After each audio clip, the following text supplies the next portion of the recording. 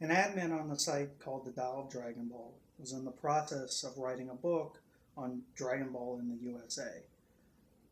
One of the chapters in the book would focus on Dragon Ball Evolution, the live action remake of the original Dragon Ball series, and the attempt to turn the series into a live action franchise.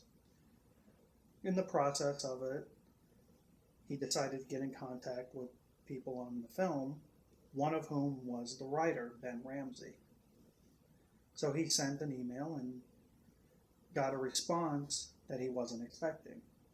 It was a long apology to the fans for how the movie turned out. He said basically that it was the creative low point of his career. He wasn't really passionate about the project. He had no idea what Dragon Ball was. He wasn't a fan. He felt that he did his best, but he was saddened to learn that people were disappointed in the work. He got tons of hate mail for it, and it's reviled all over the internet. And he described it as heartbreaking. And he thought that the fans deserve better. He understands what it's like to be a fan of something and to be disappointed, and he's sorry that he contributed to that with Dragon Ball fans. I've never been on board the hate wagon for that movie. I was somewhat disappointed in it, but I've never actually hated it. I got a little bit of enjoyment out of it. It was okay. Certain things I was disappointed at, and certain things I thought they did pretty well. I enjoyed Yamcha. I thought it was a perfect characterization. The actor even got the voice right, for people that are fans of the English version. And I enjoyed Master Roshi. Some of the visuals were okay. Piccolo was alright. The overall story was decent. The putty henchman that Piccolo had was kind of weird, and I didn't get that. And I wish they had included Krillin. But overall, I never hated the film. It could have been a lot better, certainly. But the thing about the movie, and my impression of it, was that, and this is as an outsider, not even knowing anything about the writer or the backstory in it, but my impression of it is that the movie, they rushed it out to get to their real passion. I did feel that there wasn't a lot of passion in Dragon Ball Evolution, but I always felt that that was more of a lack of interest in Dragon Ball itself. That they really wanted to do Dragon Ball Z. And based on things that they said, and based on the fact that they were going to do between 7 to 9 more films after that, they were basically going to do the entire Dragon Ball Z in live action, almost unabridged, with 1 or 2 movies for each saga. And based on that and other comments and things, it always felt to me like they had a lot of passion for Dragon Ball Z, but not Dragon Ball. And the problem with doing Dragon Ball Z is that there's a lot of backstory that is required before you even get into it. Yeah, you can watch the show without ever having seen Dragon Ball, which is what I did when I originally got into it.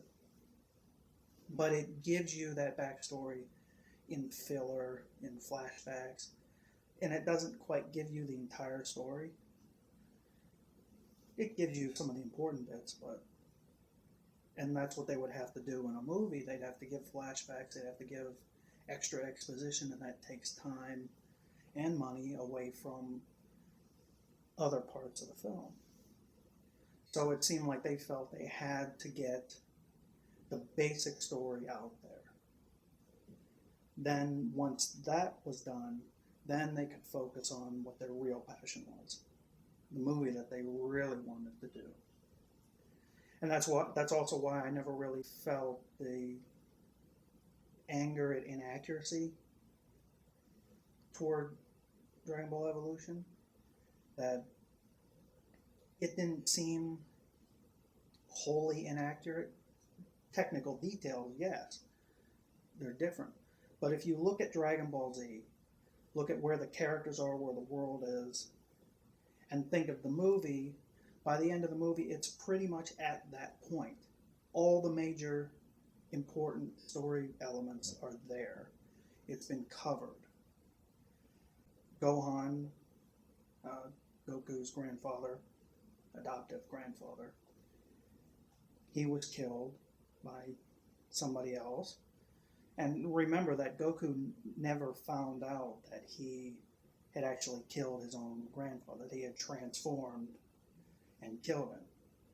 He always thought that it was somebody else, that it was either, later on he thought it was a Saiyan or somebody else. He never found out that he was responsible. He never learned about that. Then you have the issue of Piccolo, where at the end, by the end of Dragon Ball, Piccolo had been defeated by Goku. He had been taken care of by this woman, and it was that caring for him that allowed him to be more compassionate, that softened him up. Remember that Piccolo Jr. is really just a clone of King Piccolo. So it's really him being taken care of. And the movie covers that by he gets defeated and some woman finds him still alive and cares for him. It's an after credit scene that shows him being cared for. Master Roshi dies and is brought back by the Dragon Ball so he can not be revived again. And you have Goku by the end as an adult or a young adult and is involved with Chi-Chi. Yeah, in Dragon Ball, the majority of the series, he's a kid. But by the end of the show, he's an adult. And he actually gets married to Chi-Chi by the end of the show. And so the whole of Dragon Ball Evolution is a condensed version. It's not wholly inaccurate. It's just severely condensed. Everything has been shortened and the unneeded bits were cut out. So you have stuff like removing the Red Ribbon Army. And it's a long segment of Dragon Ball. At least a quarter or a third of the original series is spent on the Red Ribbon Army. But it has no impact on Dragon Ball Z at all. Yeah, there's Dr. Gero, who was a scientist that worked for the Red Ribbon Army, and when they got defeated, he got injured or whatever, and he decided to seek his revenge on Goku. So he created the androids and Cell and all that. But he was never seen in Dragon Ball. So nothing was really lost. You'd have references to the Red Ribbon Army, but it doesn't really mean much. You know, and presumably, if they used Dr. Gero in the movies, it would be like by the fourth or fifth film, and presumably films before then would feature large-scale destruction and cities being blown up and whatever. So they could just as easily say he was a scientist working in one of these cities. So he decides to get revenge. The Red Ribbon Army angle doesn't really mean much. And many of the characters is the same way. I love Tien, I love Chaozu, but they don't really do much later. They don't really have any kind of significant impact on Dragon Ball Z at all. Even Krillin, if you want to be perfectly honest. You know, I love Krillin, but he doesn't really have much to do. You know, they're fodder. They're people to die and, you know, people to stall the villain while Goku's powering up or healing or whatever. And so that's why it feels like they got the important bits of information out. Even if they bring Krillin in, they can always just do some, quick exposition that he was a friend. But the important stuff that you needed to see and you needed to know that would apply later is covered in Dragon Ball Evolution. So by the end of that movie, you could start Dragon Ball Z right from there and go on. And I do honestly feel, even though I was disappointed in Dragon Ball Evolution, I wanted to see at least one more movie because I thought they could have redeemed themselves. Because it felt like that was where their passion was. And they would have done, I feel they would have done a good job with it. They would have put their energy into it and put their passion into it. So I think if we had gotten to see more, that we would have seen that come out. Because it felt like, well, they didn't really care for Dragon Ball that much. And Dragon Ball Z has always been the bigger series in both countries. In most countries. And there's a lot of Dragon Ball Z fans that don't like Dragon Ball at all. And when it comes down to it, it sucks for the Dragon Ball fans because they don't get to see their series brought into live action. But I can understand the mentality of wanting to skip all that to get into Dragon Ball Z. And a lot of people like that series more. And you can kind of see it with them too. That's why the movie feels like it was rushed. It feels like they just wanted to get it over with and hopefully make enough money to justify them to keep going.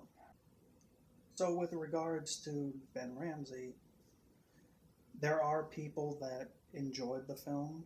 I don't think he should take it too personally, and people online can be incredibly hostile, more so than in real life, when it comes to things like this.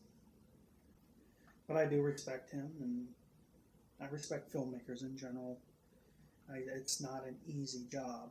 A lot of people like to think that you can just push a button that says make movie and you're done. But even on something like that, it took a lot of work. From actors, from designers, from set builders, graphic artists, animators. All this takes a lot of work. And you have to respect that. And if it doesn't turn out the way you wanted,